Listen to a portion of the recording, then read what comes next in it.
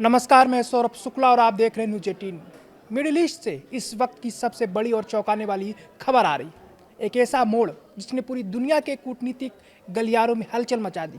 वो दो नेता जो कल तक एक दूसरे के सबसे पक्के दोस्त माने जाते थे, जिनके इरादे ईरान को लेकर हमेशा एक जैसे दिखते थे, आज उनके बीच भारी मतभेद की खबरें आ रही हैं। जी हाँ, हम बात कर रहे हैं अमेरिकी राष्ट्रपति डोनाल्ड ट्रंप और इजराइल के प्रधानमंत्री बेंजामिन नेतन्याहू की।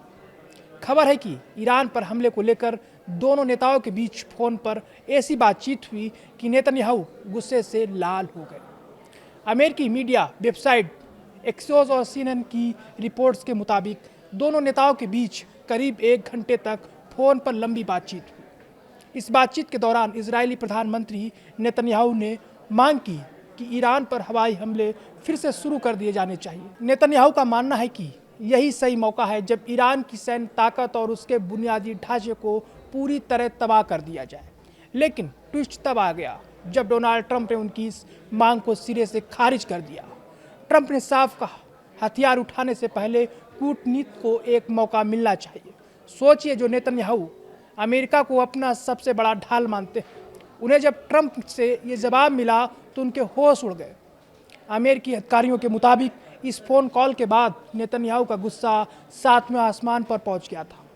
यहाँ तक कि रिपोर्ट में लिखा गया, Netanyahu hair was on fire, यानी नेतन्याहू गुस्से में पूरी तरह तमतमा गए थे।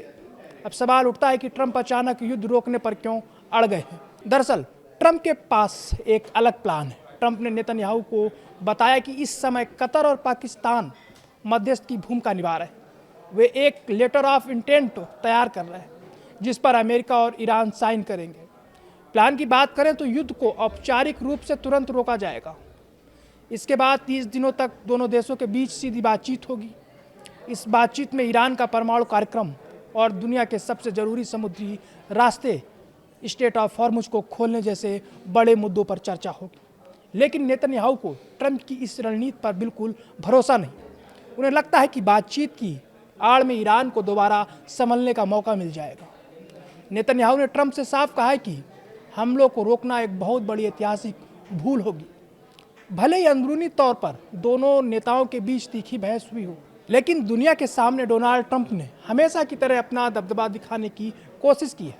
ट्रंप ने पत्रकारों से कहा, ईरान के मामले में नेतन्याहू वही करेंगे जो मैं चाहूँगा।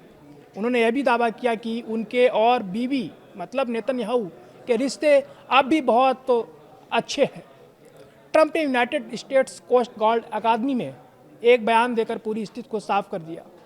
उन्होंने कहा, अब सिर्फ एक ही सवाल है, क्या हम जाकर इसे पूरी तरह खत्म करेंगे या फिर वे किसी दस्तावेज पर हस्ताक्षर करेंगे। देखते हैं क्या होता है। इस समय अमेरिका और ईरान समझौते और दोबारा युद्ध शुरू होने की बिल्कुल सीमा पर खड़े। तो क्या मान लिया जाए कि ट्रंप और नेतन्याहू की दोस्ती में दरार आ चुकी है। जानकारों को कहना है कि ऐसा पहली बार नहीं हुआ है। इससे पहले भी दोनों के बीच मतभेद हुए हैं, लेकिन अंत में वे साथ आ ही जाते हैं। मगर इस बार मामला गंभीर है। नेतन्याहू इस फोन कॉल से इतने असहज हो गए हैं कि वे आने वाले कुछ हफ्तों में खुद वाशिंगटन जाकर ट्रंप से आमने सामने मुलाकात करने वाले हैं, ताकि इस जिद को सुलझाया जा सके। अब देखना ये होगा कि क्या नेतन्याहू अमेरिका को फिर से युद्ध की आग में झोंकने के लिए मना पाते हैं, या फिर ट्रंप अपने वादे के मुताबिक मिडिल ईस्ट में शांति कायम करके इस जंग को हमेशा के लिए खत्म कर देंगे।